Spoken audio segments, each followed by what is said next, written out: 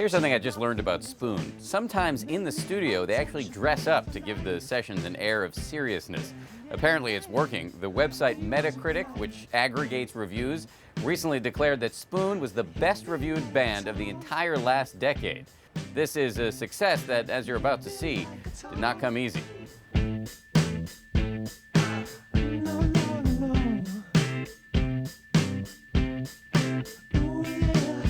I took my feelings on.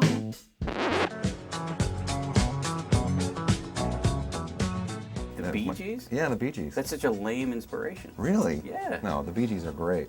Those are quality recordings, though. The You 8-year-old oughta me go would have listen to kicked this. your ass. What would it? The 8-year-old me. Oh, yeah? What are you listening to? I listened Black to Flag? the Stone. Black Flag. No, Black Flag didn't exist when I was 8. Are you with me on the Bee Gees not being cool, or are you like that? No, I'm with him. Sorry.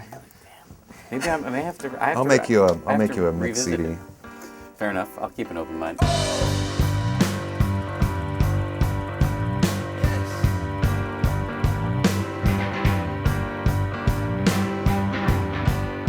think we went through the song 1 or 2 times, and then he nailed it. And he knew where the stops were, you know, and I wasn't used to playing with drummers like that, so I was impressed. A pro.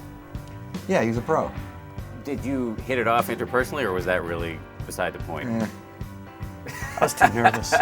Were you nervous? Yeah, I was nervous. What were you nervous about? Because he's so intimidating? No, he wasn't intimidating at the time. Are you saying he's I intimidating? grew Now into he that. is. I grew Now, into yeah, that. now he is. No.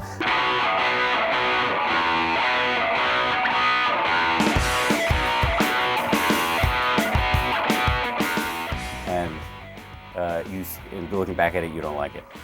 It's not my favorite, no. There's some good moments. I like the energy of that record. Yeah, it's got great energy.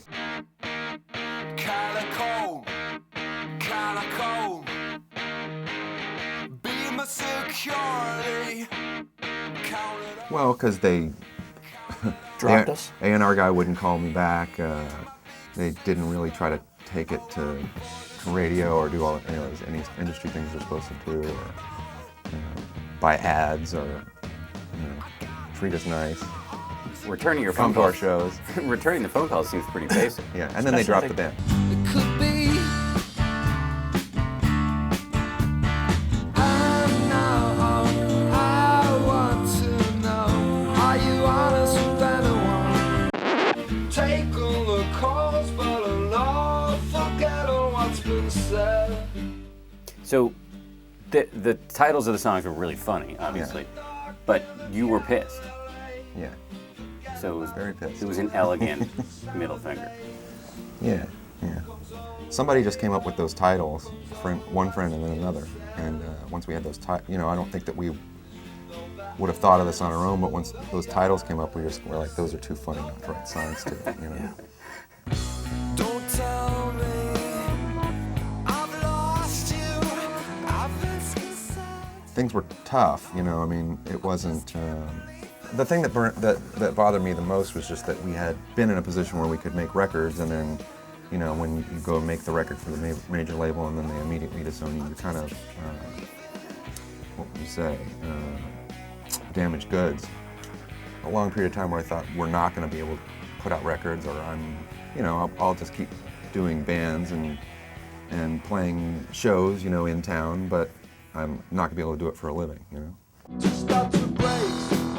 It's going down some more. I'm gonna break the bank of Texas. You were substitute teaching? Yeah, Did the copy kids ever editing. know who you were? Occasionally, yeah, but this was, 99, 2000, 2001.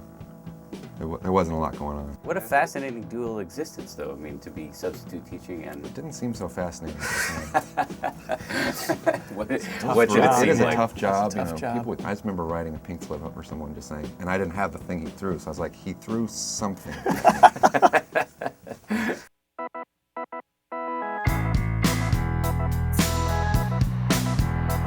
Yeah, Girls Can Tell was kind of the first record that, when it came out, it felt like things were working for the first time. We'd go out and do shows, and people would show up. A lot of people would show up, and the press was good, and you could find the record in the stores. Yeah, exactly.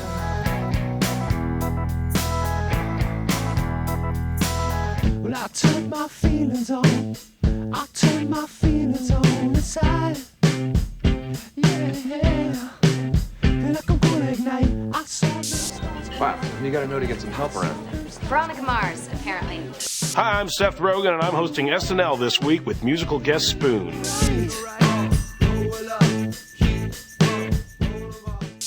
I know you think that it ain't too far,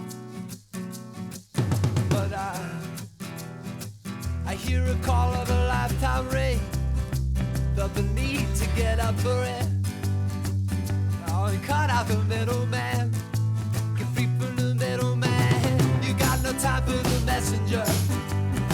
Got no regard for the thing that you don't understand. You got no fear of the underdog.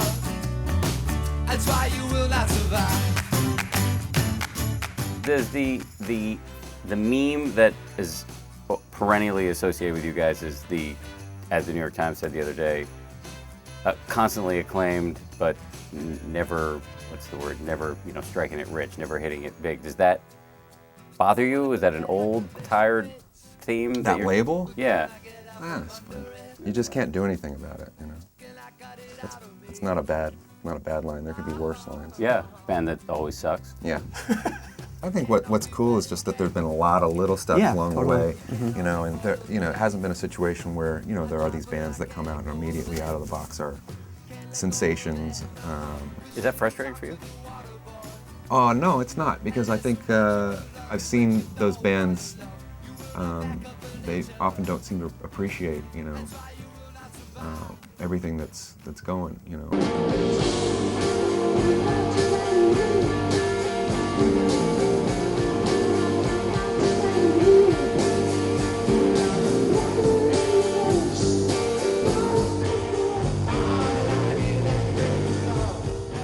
I sort of half expected, I know you guys have, every album you've released has sort of doubled in sales.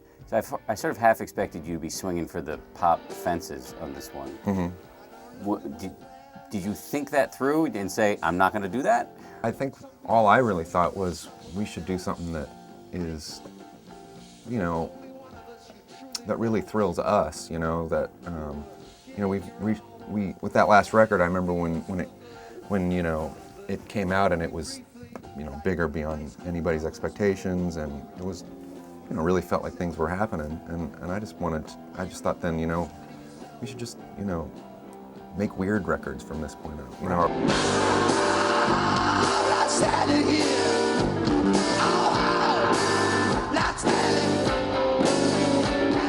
or make things that thrill us. So, if I was your manager or running Merge Records, I would say, what are you talking about? Why shouldn't you be trying to, make as much cash as possible? What destructive impulse tells you don't make? Because that's pop not, music? I don't know, that's just... It's not why we do this, I mean, cash is great, but it's just, it's never been, the driving force for making music,